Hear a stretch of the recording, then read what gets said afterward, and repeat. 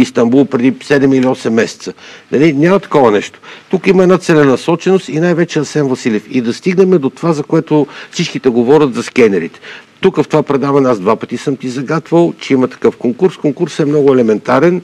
Сега, тъй като вече има голям обществен интерес, аз си направих труда да подам поредния официален сигнал. Сега, аз съм ти дал само текста, защото данните са много повече, ето ще го предоставя. Той е до Радев, до естествено бъдещия, надявам се да бъркам, главен прокурор и до КПКОНПИ.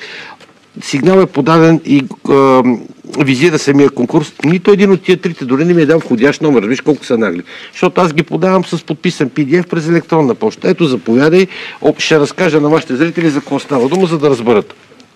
Европейския съюз решава да ни даде едни около 80 милиона евро да купиме, драги зрители, скенери, големи и малки, с които да ловиме не друго, ами наркотици по нашите граници. Големите скенери може да си ги представите като тези рамки, които като напускате държавата, не ги виждате и минават камионите. И тези стълбове, малките са горе-долу, айде да кажем, като радиостанция. Само да кажа, до президента Радев и до Сарафов. КПКОНПИ също. Дори си го написал, ти не си погледнал Борислав Сарафов. Сериозно, не случайно си го... Не случайно така... лош опит от предишни сигнали, да. Сарафов, да. Не си така. 4-11. Да, входящ номер. И за какво става дума? Явяват се, сега за да не объркам имената, ще говорят теоретично. Няколко най-големи производители на скенери в света. Сега да не даваме с други, примерно най-добрите производители на марки коли, знаеме кои са. Също нещо. В един момент цялата тази работа става така, че един, който няма нищо общо с нещата, печели конкурса се разваля и в един момент агенция Митници го засекратява. И познайки... Само скобичка да отворим. Практически конкурса го спира КЗК, Комисията за защита на конкуренцията на Бойко Борисов, хората, майката там, който е си стекал мандат и въобще цялата тая комисия си стекал мандат, но продължават да стоят, след което Върховният административен съд потвърждава спирането на конкурс. И какво става, какво се случва в един момент? Конкурс. И тогава вече служебното правителство, Асен Василев отива на кино, вече падат властта и служебното правителство секретен, няма конкурс, секретен. Решават, т.е. агенция Митници, сега благодарение на един, който аз му викам ментата, решава, че този конкурс трябва да е засекретен. Да обясня на вашите зрители. Няма нищо секретно в това да вкарваш скенери за хващане на наркотици. Напротив, той трябва да бъде публичен и да се купат не най-скъпите, а най-добрите, независимо дали са най-скъпи, защото тук касаем за живота на децата. И когато го засекретяваме конкурса, познай кой го печели. Един от мобилните оператори в България, който сигурно е най-добрият мобилен оператор с най-бързата връзка, но никога през съществуването си на тази фирма не се е занимавал с производство, продажба и конкурси за тези скенери, което е много така страшно червена лампа, за да бъде този конкурс проверен. Другото нещо, което е, хората, които са загубили първия път конкурс, са уведомили всичко, каквото се сещаш в Европа и затова този конкурс много тънко мисля, че ще бъде по някакъв начин дисквалифицирано, освен ще ни вземат парите европейците, които ние вече ги плащаме. Едно от плащанията беше юни месец. Между другото, ще я береме и глоби като ларгото. Друг е проблемът, че аз не искам да опреквам фирми и така нататък. Тук проблема е при ръководството на агенция Митници 100% и при служебния кабинет. Асен Василев къде ходил, какво правил, значи който слага подписа, той носи отговорност. Защо мен или тебе не те накара да вземе подкуп или да напишеме нещо?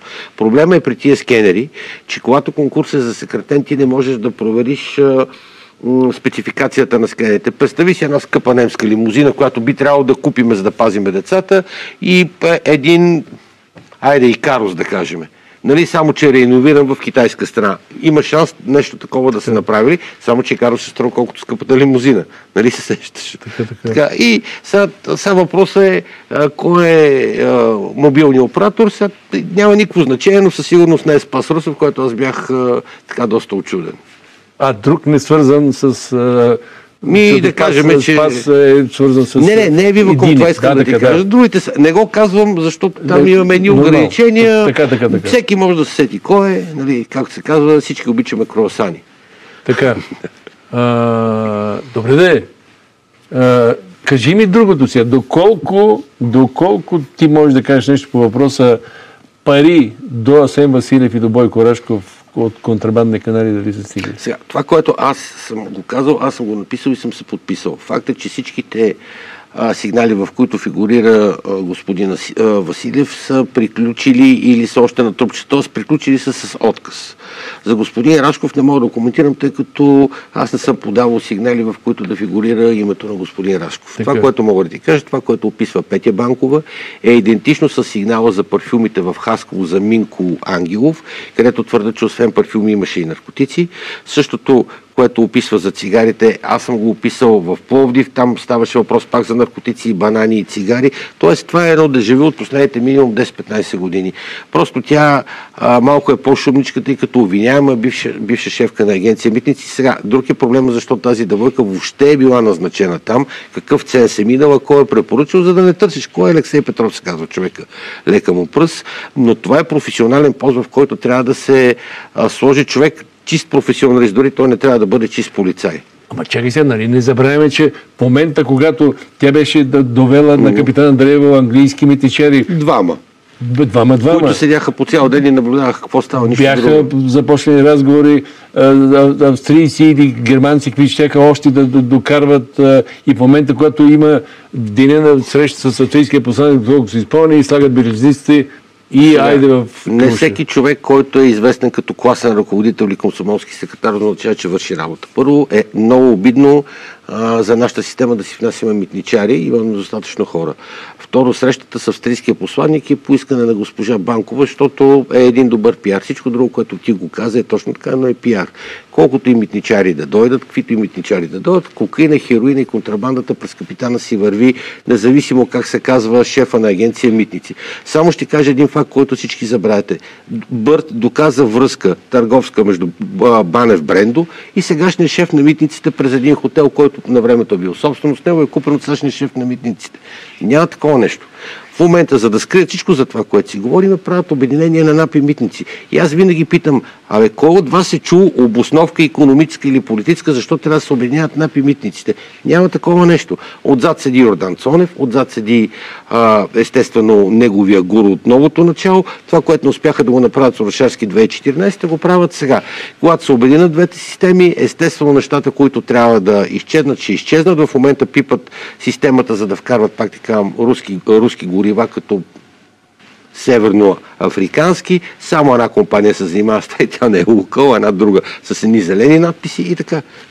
Няма нищо ново. И пак така, не случайно са толкова едностранчиви показанията на госпожа Банкова. Аз съм сигурен, че тя успява да събере достатъчно материал и като свидетел, като устни показания, и като писмени неофициални доклади, така наречените доноси, но тя не иска да си открива други фронтове, а сега в момента е най-лесен да го ушлякаме. Ако искаш, така ще го кажа.